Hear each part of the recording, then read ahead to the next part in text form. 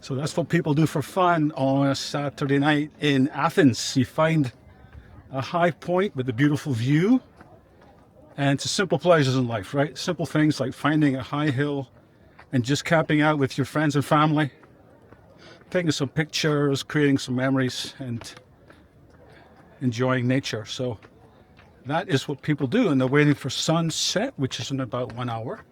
I'm not going to wait for sunset. We're going to head back down the hill here and go out and find some dinner, but it's a pretty easy hike up and down, especially down. The reason I didn't take this hike going up because I'd be out of breath. So the simple pleasures in life, yeah, that's the whole point. Especially when you're retired and you have many extra hours in the day, you're not going to be looking for thrills and adventures and adrenaline every day. You might for a while, but eventually you're going to want to find something more peaceful and meditative, and certainly doing a hike. This is classified as a hike. Doesn't cost you any money. Good for your health, good for your mind, and you get to experience nature in all its glory. And that's the point of this video, is to appreciate what you have. Now, I've been retired early for 1 year, and I've really been struggling to fill up the extra hours that I have with meaningful activities. And I think because I'm defining meaningful activities as productive and visibly productive, and maybe learning, self-improvement, producing a tangible outcome or some sort of intellectual property outcome or something tangible that I can see. Yeah, that's what I did last week. And, organizing travel and going from A to B, and that's okay, but that's not going to really be that rewarding after a while. So you have to learn to appreciate the simple things. I don't, and I historically haven't really been good at that. Just sitting quietly, reading a good book. So this place that we're staying in Athens, they had a pretty good stock library of fiction and non-fiction. And I've been reading a book by Jeffrey Archer, an English author, I presume he's English. Jeffrey Archer. So I'm just sitting there reading this paperback book, not a Kindle, a paperback, and just enjoying it. Just enjoying sitting for 1, 2, 3 hours. It's not my book, so I want to get it finished in the next 2 days so I can leave it behind for the next guest. And I think reading books that I wouldn't have had time to read while I was working is a big payoff. Previously, I would just read books on an airplane going intercontinental travel or transcontinental travel. I certainly wouldn't do it at home. I wouldn't take time out of my busy weekend to waste time, spending 6 hours reading a book or whatever. But now it's a good way to calm your mind, lower your stress levels, and really take away the fidgety factor. So the fidgety factor, I have a fidgety factor, right? And I'm trying to work on that. Now there's good things and bad things about having a fidgety factor. Good things are you productive, you get things done. Bad side is you get bored when you're not doing something you find interesting. So still working on that. I think reading, walking, appreciating nature, and learning to slow down. I don't mean to be a slug. I just mean you don't have to be constantly busy or constantly active. You can choose to be meditative and calm, cool, calm, and collected. So I try to meditate. I find it extremely difficult. All these breathing exercises and things like that. I find that incredibly difficult to sit there without your mind wandering off. If you've ever tried it, maybe you can relate to that. Now, supposedly it gets easier, and it has long-term physical and mental benefits. I do believe that. So I might get into that at some point, but we're not there yet. And then gym. So making that a much higher priority in terms of renting places that either have a gym or are close to a gym.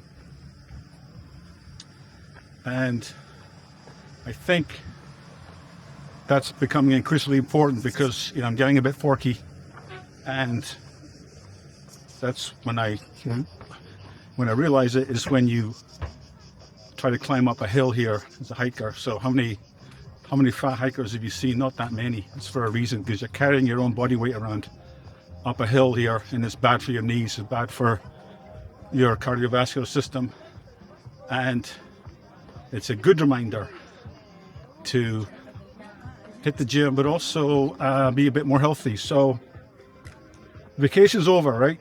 Guys, boys and girls, take it from me. Vacation's over. Vacation is over. My wife and I talked about this the other day. It's been exactly a year since we retired, quit the workforce, and started global travel.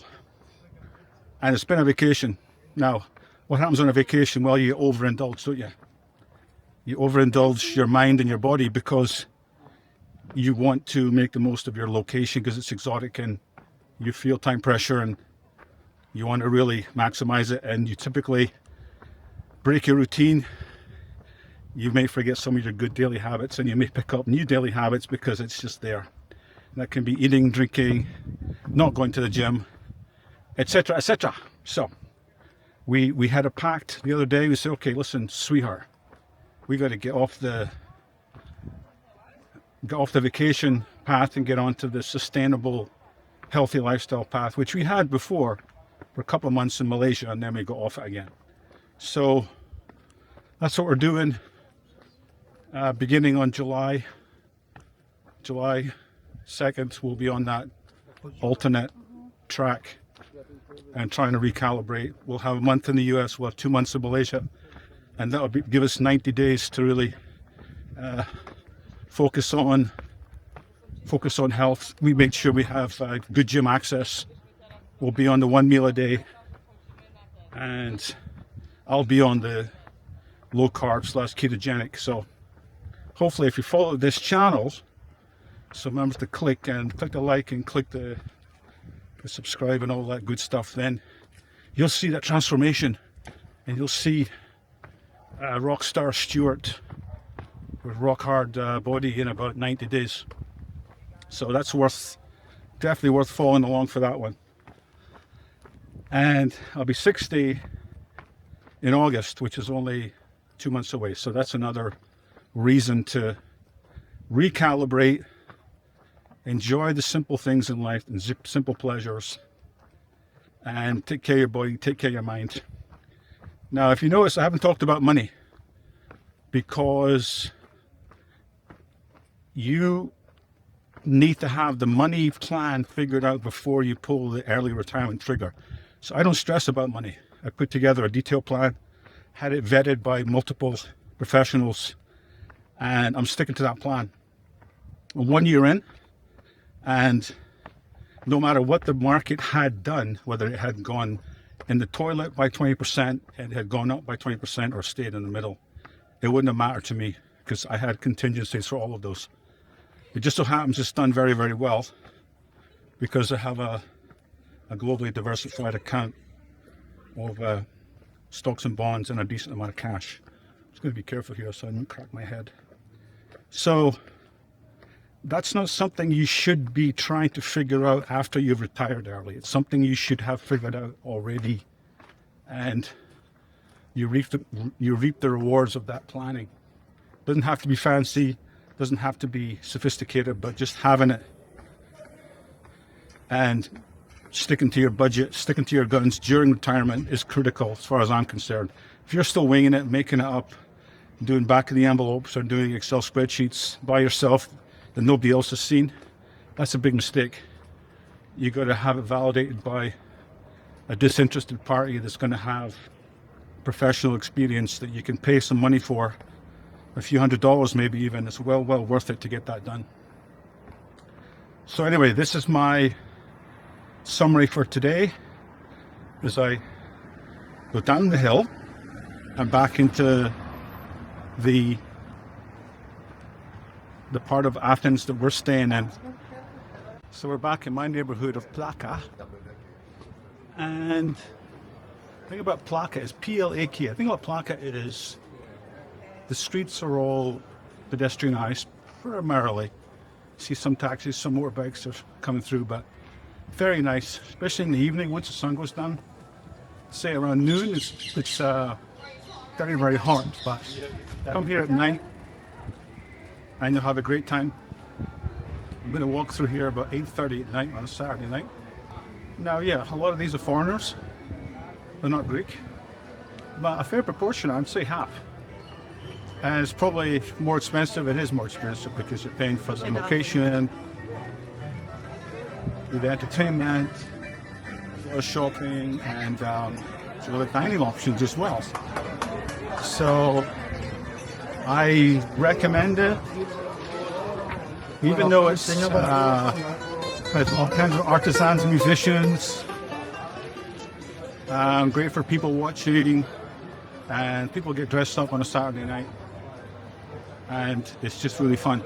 So I'm just making my way back to the house here, and if we come back to Greece, we're probably going to stay in this same neighborhood, this Plaka neighborhood. I've probably come in off season. I come in April or May, probably May, just because it won't be so hot and it won't be so crowded, but you still get all the charm. Now, dining options, it's going to be 80% Greek food, as you might expect being in Greece. So I've had plenty of Greek food. I love all of it. But you're not going to get your spicy food. So what you're going to have to do, you need that fix. You're going to have to go Indian, you're going to have to go Chinese, you're going to have to go Thai, Vietnamese. You'll get all your chilies and all that stuff. You're not going to find it at a Greek restaurant, so don't get your hopes up. But yeah, you've got plenty of options. We do have happy hours here, and so Plaka is where you want to be. And talking about the simple things in life. So a simple Greek salad, okay?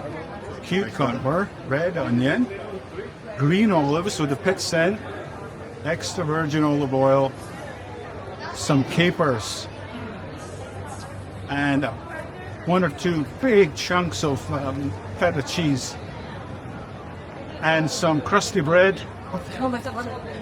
That is heaven for me, baby. That's all I need. That's all I need. I love it. And you can get that in any of these restaurants. And they'll take care of you. Very hospitable. Very nice people. This is peak Saturday night, so it's going to get a bit busy. That's okay. I wouldn't come here necessarily this time of night for that reason. I'd come either later or I'd maybe step away a little bit, find a quiet nook a little bit away from the tourism. And one of the reasons that it's so popular is that it's so close to the acropolis. So tourists will either come here before or after their tour of the acropolis. And we're on my street now. So as you can see, there are a couple of cars coming through, but it's not too bad. And very safe, and there's no licentious behavior. There's not a lot of lagerlouts here, probably because they can't afford it. So you just get your nice people, family oriented, like all the Greece that I've seen to date. And so we'll be coming back. Simple things. I like simple things. I have to learn to appreciate the simple pleasures of life. So I hope you enjoyed this video.